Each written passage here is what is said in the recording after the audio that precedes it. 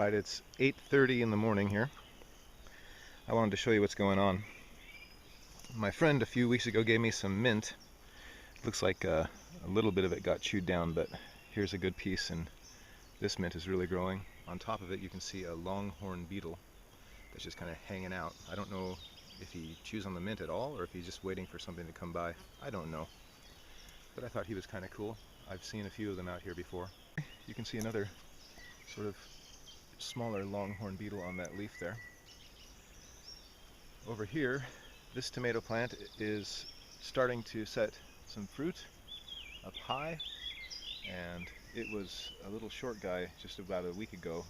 I tied it up there. It was probably just about 6 inches taller than that, and it went crazy in a week's time. I tied up this tomato. It's been setting fruit for a long time, and it hasn't really grown that fast. I think it's putting most of its energy into these 4 tomatoes, but that's still okay. It's kind of cool. Raspberry or blackberry here, it's fighting a bunch of vines that I can't get rid of, but it's growing. I guess it might make it.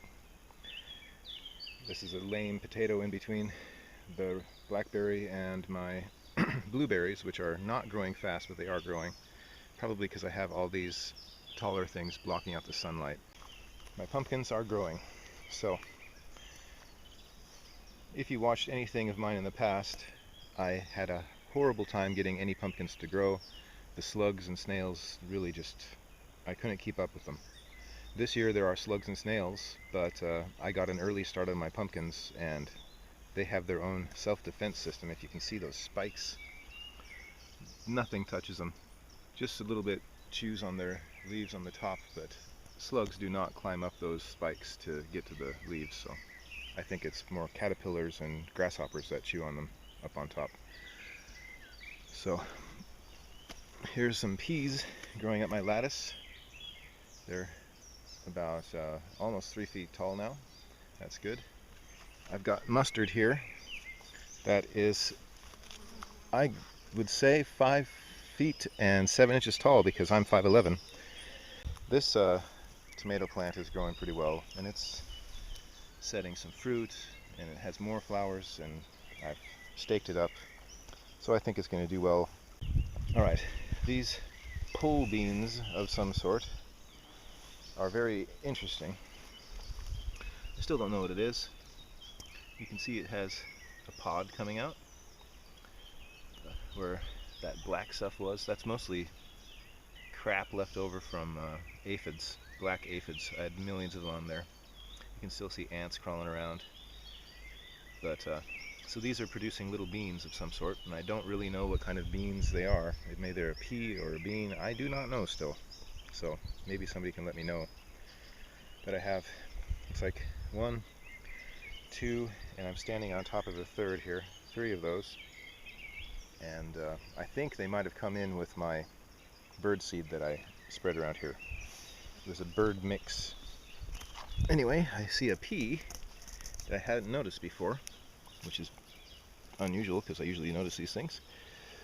So I'll put him like that and get him trained to go up. That's good. Okay, don't get on the mustard, get on the...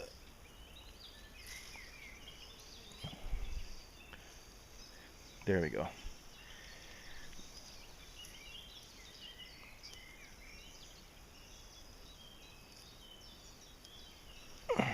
So if I can train these peas to use the lattice, it'll be really good.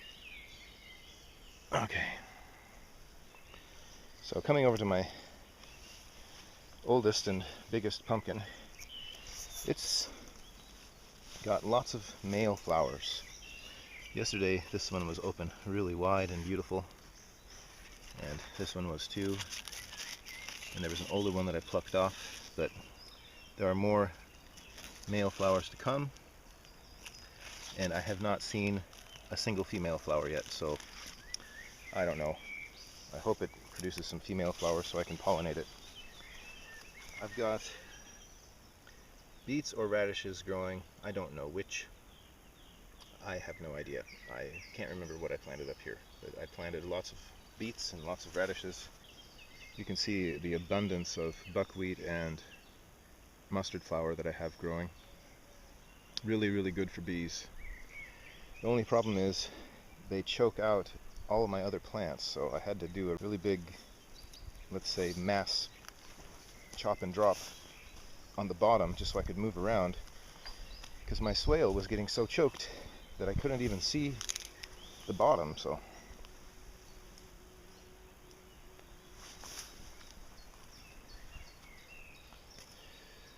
sunchokes or Jerusalem artichokes are doing really well. They are now about 5 feet 6 inches tall. My tallest here is actually taller than me. It's at 6 foot something right there, and it should double. It should be able to double its size here by the end of summer. So, but they're growing nicely, and I have a bean that's climbing up the artichokes and onto the trellis, so that's good. I've got part of that bean growing up right through there, and it's wrapping around. It'll go up that pole hopefully, and that's good. That's what I wanted it to do. Over here you can see my horseradish is doing really well, minus the fact that it gets eaten all the time by slugs. Got another pumpkin down there that's probably going to cause problems, but what can you do? The lavender I planted last week is right here, and it's doing really well, except for the fact that something came along and munched off the tops of a few of these. Just snipped them right off, and I don't know if it was a deer or what, but it looks like a clean cut. It doesn't look like a snail thing, but I do see snail slime on these. So I'm unsure if it was a massive snail that chewed that off or not, because I don't see the big buds below. Have some corn growing down in the swale. Not much of it though, the mice got most of it. Here's another horseradish that's finally decided to start sprouting above ground. Around here I found that my cherry tomatoes are in the shade most of the time. It was probably a stupid idea to plant them back here, but this is kind of funny. I had fruit setting on this tomato plant, and some bugs got to the fruit, hollowed it out completely, ate all of the fruit out of it. Oh, there's still some bugs in there. They ate all the fruit out of it, and it was still kind of sitting there, and I thought it was doing well, but it's probably been dead like that for a week.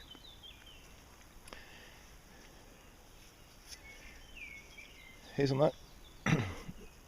I didn't think it would grow, but it's about a foot tall.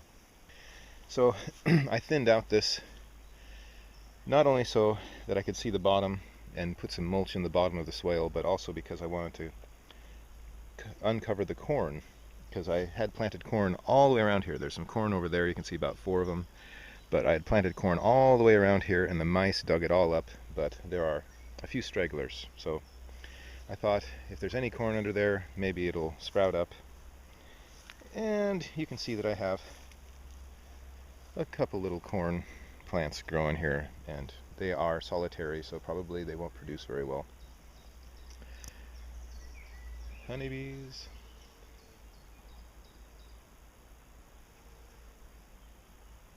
Yeah, the mustard was a good idea, but I think I just planted too much of it. Next year I'll maybe just plant it in the swale. So everything that I chopped down yesterday has attracted slugs. Here's my little wild strawberries. They are going to set some fruit here, so that's good. Anyway, and they're spreading a bit. That's really nice to see. They're doing really well. So, again, the thing that's in the way is, it's a pea growing on there. I have to be careful.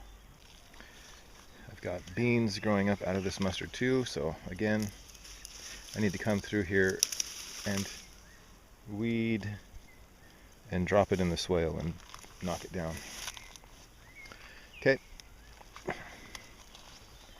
This is a wild plant that I really don't need here.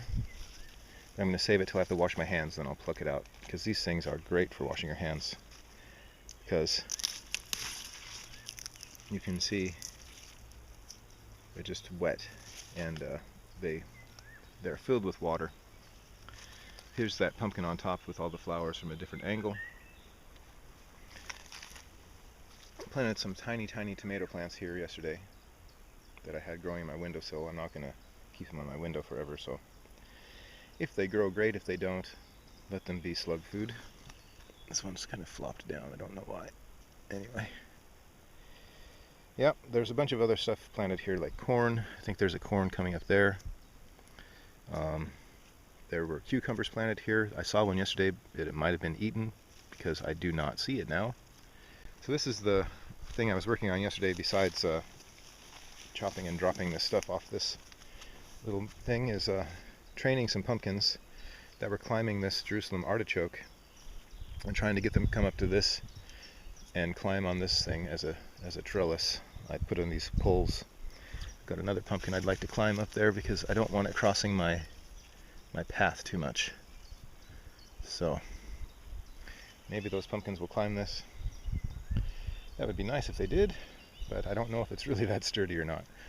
If they get to the main support pole there, it might hold it down. And it looks like a place where males want to hide during the day. Okay. Anyway, so here's a look at this. It's just a big overgrown mound with all kinds of stuff growing on it and not a whole lot of real food. Lots of potato plants, honestly, though, so when they die down I'll be able to get a lot of potatoes if I can beat the pigs to them. Those wild pigs, wild boar, come in here and really devastate the sides of this mound. That's why I wasn't worried about the mound being too steep on the bottom, because I know they will do the job that I didn't do this fall. A month ago I had come through here and I chopped this all down. It was about lawn level, and now some of the stuff is probably 5 feet tall, and I'm going to try to go through this again today, mow it down, and throw a lot of that mulch down here into this pit. This is all a big experiment, as usual. That is all I have to say for now, because I'm going to try to get my scythe out, fix my scythe, and then start scything or mowing this lawn, because it's getting way overgrown, way too overgrown now. Alright, off to work we go.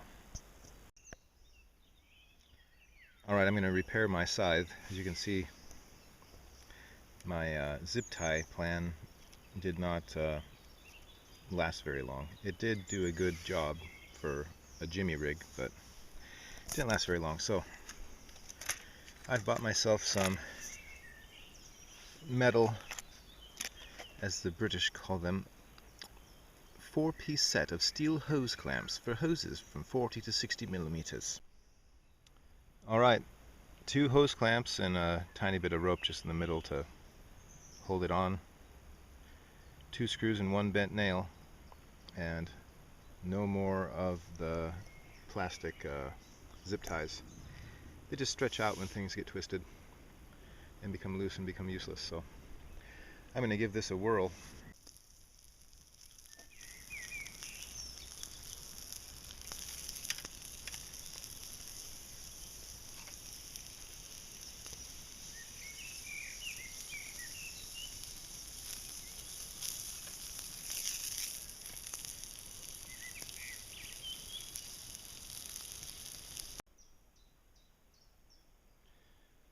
Alright, so I've knocked down quite a few weeds. You can see that some still stand. It's because if I put the scythe right on the ground, this ground is so uneven that it sinks the blade way down into the ground. I can see there's some sort of rainstorm or thunderstorm coming. You can see my smoke from my grill over there.